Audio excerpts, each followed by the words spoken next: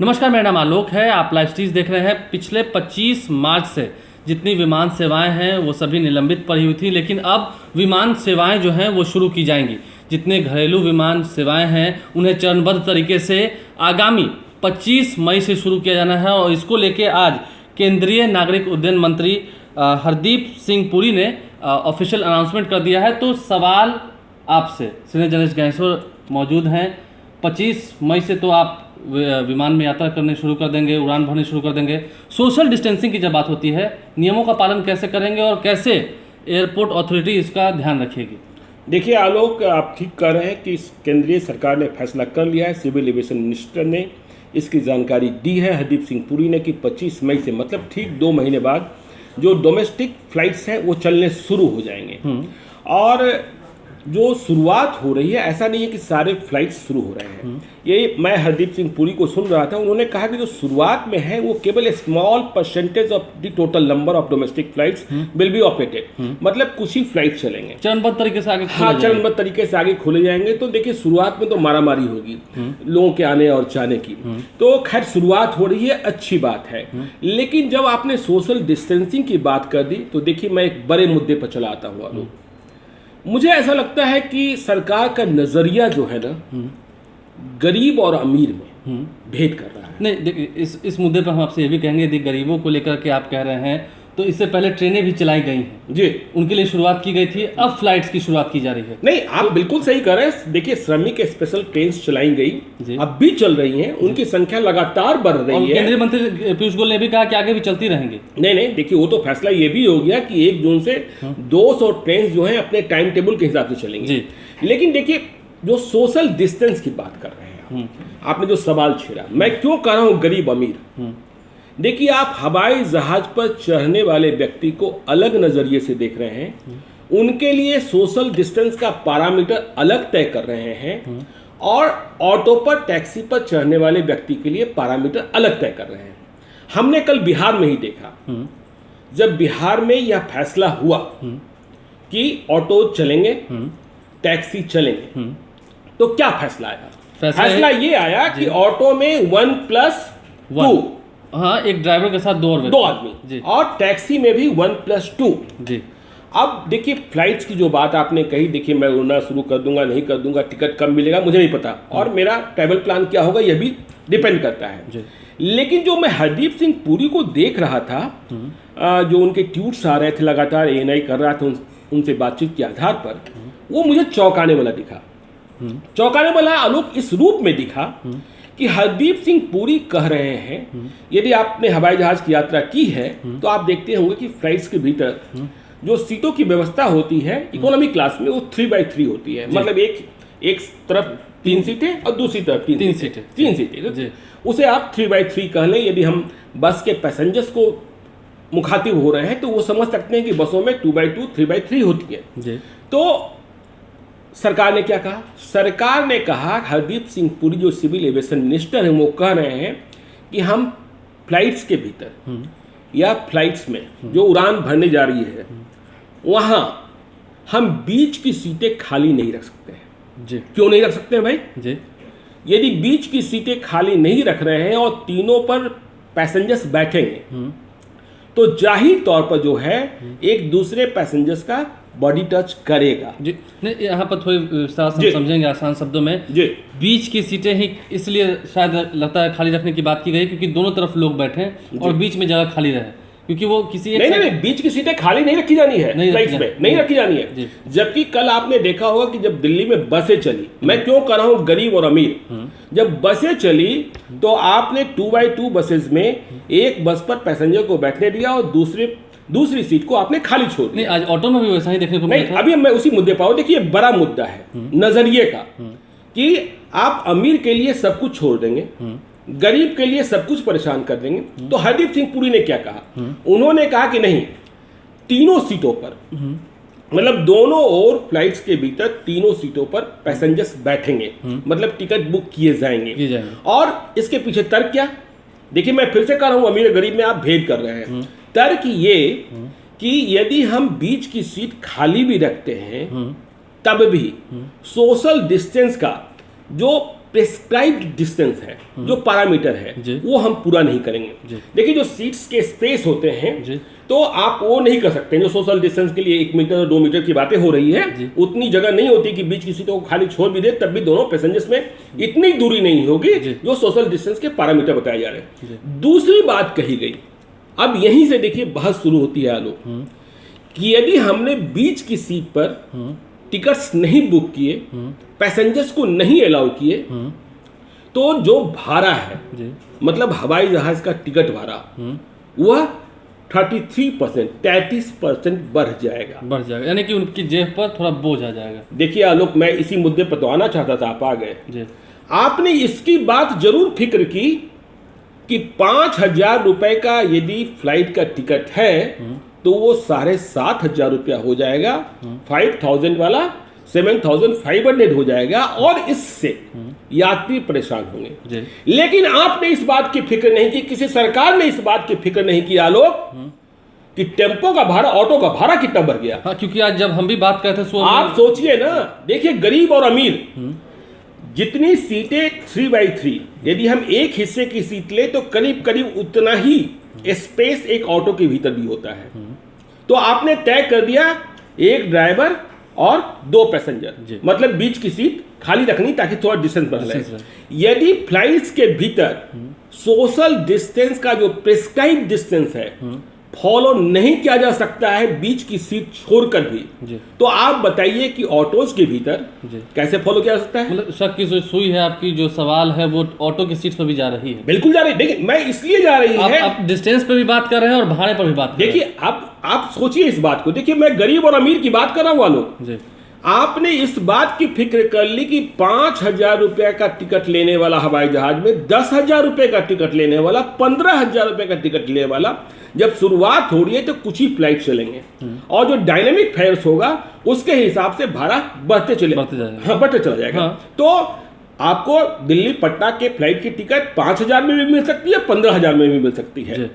तो आपने उनकी फिक्र तो कर ली कि उनकी जेब पर असर पड़ जाएगा, लेकिन आपने उन गरीबों के बारे में सोचा, उन मजलूमों के बारे में सोचा जो पैदल चले आ रहे हैं, जिनके पास खाने को पैसे नहीं है, जिनके पास जिंदगी काटने को पैसे नहीं है। क्योंकि यहाँ भी तो ऑटो ड्राइवर्स पैसा लेंगे। नहीं, ऑटो ड्राइवर्स पैसा लेंगे, क्यों नहीं लेंगे भाई?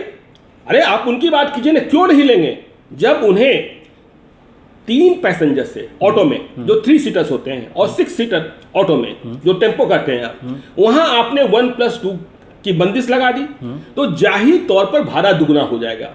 तो देखिए आलोक जी, यह बात बहुत ही गंभीर बात है। आप उनकी फिक्र कर रहे हैं जो 5,000 रुपया, 10,000 रुपया, 15,000 रुपया दे सकते हैं। 5,000 वाले का खर्च 7,500 हो जाएगा, 10,000 वाले का 15,000 हो जाएगा, 15,000 वाले का 22,500 हो जाएगा। देखिए हवाई जहाज में चलने वाले लोग, ठीक है, आर्थिक मंदी है, हम हो या आप हो, यदि हवाई जहाज में चलते हैं, ऐसा नहीं कि रोज उड़ रहे हैं, तो एक बार 2 बार आप कष्ट 5,000 का 7,500 का टिकट भी ले सकते हैं। लेकिन जो ऑटो से चलने वाले हैं, रोज आते हैं जाते हैं, जब उन्हें 20 का भाड़ा 40 में देना पड़ेगा, तो उनके लिए ये जो 20 का भाड़ा 40 है ना, काफी पहाड़ जैसा लगेगा। वो 15,000 से बड़ा है, क्योंकि इनके पास जो है ना आय का सीमित स्रोत है। और किस तर्क पर आपने देखिए टैक्सी में भी क्या फार्मूला लागू कर, आप कह रहे हैं कि फ्लाइट्स के भीतर यदि हम बीच की सीट पर नहीं बैठाएंगे तो भाड़ा बढ़ जाएगा, और सोशल डिस्टेंस का जो पैरामीटर है वो भी फुलफिल नहीं होगा। यहाँ भी तो ऑटो वाले ने कुछ ऐसा ही कहा, सुबह जब हमने बातचीत किया उन्होंने कहा कि हम तो भाड़ा बढ़ाएंगे। देखिए भाड़ा तो बढ़ाना ही है, और आपके पटना के डीएम ने क्या कहा, मैं उनके विवेक पर छोड़ देता हूँ, क्योंकि सरकार जानती है कि यदि उन्होंने अपनी ओर से भाड़ा बढ़ा दिया तो फिर जनता का खूब भाजन भी उनको बनना पड़ेगा। तो आप देखिए ये ऑटो की सूरत है। अब टैक्सी देख लीजिए, टैक्सी में क्या होता था पहले, टैक्सी में 1+4 मतलब ड्राइवर के अलावा 4 लोग आराम से जाते थे, आसानी से जाते, कई लोग शेयरिंग भी कर लेते थे, इससे भाड़ा। और अब सरकार ने क्या कर दिया, 1+2। देखिए यदि फ्लाइट के भीतर बीच की सीट पर पैसेंजर को बैठाने से कोई खतरा पैदा नहीं हो रहा है, या उस खतरे को आप झेलने को तैयार हैं, तो आपने टैक्सी के लिए अगली सीट क्यों छोड़ दी? नहीं तो मतलब आपके कहने नहीं, का आप सोचिए। विचारधाराओं की जब बात हो तो क्या सरकार की विचारधाराएं गरीबों को लेकर अलग और अमीरों को लेकर अलग नहीं, ये तो प्लान बिल्कुल साफ साफ दिख रहा है ना आलोक, ये तो साफ साफ दिख रहा है ना कि आप ये समझिए 5,000 रुपए, 10,000 रुपए, 15,000 रुपए, 20,000 रुपए का एयर टिकट लेने वालों के लिए 33% हाइक बहुत बड़ी बात नहीं हो सकती क्योंकि है। हम पहले भी अगर ले लें तो हाँ। 5 जिसको जरूरत होता था वो 5,000 की टिकट 15,000 में लेकर उड़ान भर बिल्कुल देते थे। बिल्कुल, लेकिन जिसे 10 रुपए भाड़ा देने की आदत है ऑटो की, वो 12 भी नहीं देता है। वो आप देखते हैं 11 रुपए के लिए हमने किचकिच देखा जाती है है। 11 रुपए के लिए किचकिच होती और है। जब अब 10 रुपए के जगह पर 20 रुपए देने होंगे, जी, हाँ? और वो व्यवस्था के तहत, मैं टैक्सी की बात कर रहा और हूँ, उसमें देख भी सकते हैं कई जगह अगर मनमानी हुई तो 25 पे वसूला जा मैं सकता है। टैक्सी की बात कर रहा था। टैक्सी चलिए, ऑटो में तो आपने कर दिया 1+2, टैक्सी में भी कर दिया। अब बताइए, टैक्सी में तो ऑटो से ज्यादा स्पेस है। उस 3x3 जो आपने व्यवस्था करी फ्लाइट के लिए, वैसी ही व्यवस्था टैक्सी में आगे एक सीट, मतलब 2 सीटें होती हैं और पीछे 3 सीटें होती हैं, 1+4, ठीक है ना, पहले जाते थे। वहां भी आपने कह दिया 1+2, मतलब आगे ड्राइवर के बगल वाली सीट को खाली रखा जाना है या पीछे एक सीट को खाली रखा जाना है। तो वहां सोशल डिस्टेंस का पैरामीटर अलग, जहाज के भीतर अलग। अब आप कहेंगे कि हम जो जहाजों का परिचालन कर रहे हैं या उड़ा रहे हैं उसके लिए ज्यादा मुकम्मल व्यवस्था कर रहे हैं, सैनिटाइजेशन कर रहे हैं, एयरपोर्ट्स का सैनिटाइजेशन कर रहे हैं, विमान कंपनियां हैं उन्हें भी निर्देश दे ठीक रहे है। हैं। देखिए, यदि आप बातें तो भी बहुत सारी होंगी। एहतियात बरत रहे हैं तो सभी जगहों पर बता चलना चाहिए। जी, देखिए, मैं कल दिल्ली की तस्वीरें देख रहा था जी। कि जब दिल्ली में बस स्टॉप पर या बस में सवारी करने के पहले आपकी जांच थर्मल स्कैनिंग हो रही थी ताकि यह जांचा जा सके कि आपको बुखार नहीं है, लेकिन ऐसी कोई व्यवस्था बिहार में नहीं हुई है। जी। दूसरी महत्वपूर्ण बात यह है आलोक जी। कि यदि थर्मल स्कैनिंग की व्यवस्था नहीं हुई, फ्लाइट का ही बात कर लें, तो आप सोचिए फ्लाइट में ऐसा तो होगा नहीं कि दिल्ली से उड़कर फ्लाइट पटना आई और पटना में फिर से अगेन सैनिटाइजेशन के लिए 2 घंटे खड़ी रहेगी। नहीं, ऐसा क्योंकि नहीं यहाँ हो तो सकता। उतरने के बाद तो लोग तुरंत अपना बैग लेकर के निकल जाते हैं। नहीं, ये तो निकल जाएंगे, ये निकल जाएंगे, लेकिन फ्लाइट जो फिर दिल्ली से पटना आई है और पटना से दिल्ली जानी है, तो फिर दूसरे पैसेंजर्स होंगे और उसी सीट पर बैठेंगे, उसी सीट पर बैठेंगे। तो इतना वक्त नहीं होगा किसी भी एयरलाइंस के पास कि वो फिर से तुरंत सैनिटाइज, वहाँ पर हाथ रखने की जगह होती है, हाँ, बहुत सारी चीजें होती हैं। देखिए, थोड़ी साफ सफाई आप कर लेंगे, थोड़ा सैनिटाइज भी कर लेंगे, लेकिन इतना नहीं होगा। और जब ये बात कही जा रही है कि कोरोना एक ऐसी बीमारी है जो अदृश्य है, हाँ, शत्रु दिख आप, रहा है। हाँ, आप इस बात की गारंटी भी नहीं दे सकते हैं कि यदि आज हमने कोरोना पॉजिटिव का टेस्ट करा लिया तो यह बीमारी कल हमको नहीं होगी। हो सकता है हम किसी और कांटेक्ट वाले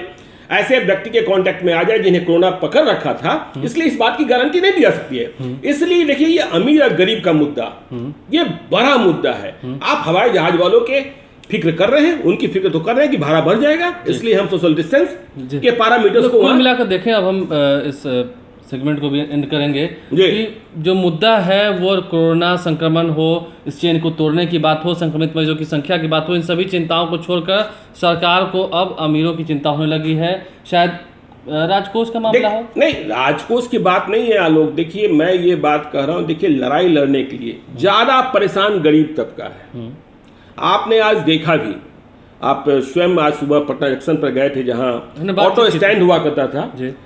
आज ऑटो वाले को पैसेंजर्स नहीं मिल रहे थे। वो ऑटो जो खचाखच भरी थी जिसमें कम से कम 5-5 लोग रहते थे, उस पर सिर्फ एक पैसेंजर था और वो भी नहीं मिले थे। शाम को गरिमा भी गई थी तो उसने कहा कि न एक ऑटो है न एक पैसेंजर है। ठीक है, तो उनकी चिंता आपने विशेष रूप से नहीं करी जो 2-2 महीने से भूखे और परेशान है। और उन गरीबों को अधिक भाड़ा देने की प्रशासन ने कह दिया कि ऑटो वाले विवेक से, अपने विवेक से, रोजगार भी जा रहा है, हाँ, अपने विवेक से। लेकिन आपने उन अमीरों की चिंता जरूर कर ली कि यदि हम बीच की सीट पर बुकिंग नहीं लेंगे तो हवाई जहाज का भाड़ा 33% बढ़ जाएगा। देखिए, तो कुल मिलाकर अगर हम कहें तो चरणबद्ध तरीके से जो विमान सेवाएं हैं वो शुरू होने जा रही हैं 25 मई से। उम्मीद है जल्द ही वो लोग जो कि हवाई सफर कर सकते हैं वो अपने घरों तक पहुंच जाएंगे।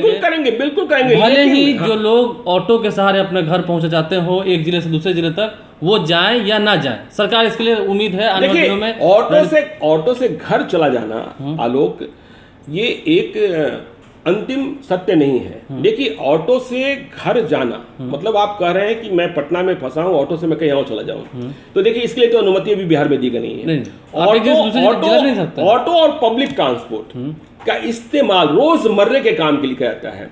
यदि आप सुबह सब्जी लेने के लिए निकले, यदि आप इनकम टैक्स गोलंबर रहते हैं, आपको गांधी मैदान आना है, तो आप ऑटो से गए और आए। फिर आप ऑफिस जाने के लिए निकले, फिर आपने ऑटो पकड़ा। फिर आप ऑफिस से घर वापस जा रहे हैं, तब आपने ऑटो पकड़ा। आपके घर के बच्चे पढ़ने जा रहे हैं, उन्होंने ऑटो पकड़ा। आपके घर के बच्चे कोचिंग करने जा रहे हैं, उन्होंने ऑटो पकड़ा। तो आप सोचिए, आप उनकी फिक्र नहीं कर रहे हैं जी कि जिस व्यक्ति को 20 रुपया भाड़ा देना होता था, 20 रुपए में रोज काम चल जाता था, उन्हें अब 100 रुपए भाड़ा देना होगा, 50 रुपए भाड़ा देना होगा, और वो एक गरीब लोग हैं। आय का स्रोत भी खत्म हो चुका है। हाँ, लेकिन हवाई जहाज में चढ़ने वाले लोगों की फिक्र तो आपने कर ली है जनाब, कि उनका भाड़ा न बढ़े, इसकी फिक्र आपने अच्छे तरीके से की है। तो ये तो बात है। चलिए, सरकार किसकी फिक्र कर रही है, किनके विचारों पर जांच चल रही है, किनकी विचारधाराएं ठीक हैं, क्या विचारधाराएं हैं, उम्मीद है पब्लिक को इस वीडियो से समझ में आया होगा। इस विशेष चर्चा में हमारे साथ बने रहने के लिए बहुत बहुत धन्यवाद। हमारे चैनल को सब्सक्राइब कर लें। यदि वीडियो आप फेसबुक के माध्यम से देख रहे हैं तो पेज को लाइक करना भूलें। उसके अलावा हमारे ट्विटर हैंडल पर जाकर लाइव स्ट्रीम्स को जरूर फॉलो करें। धन्यवाद।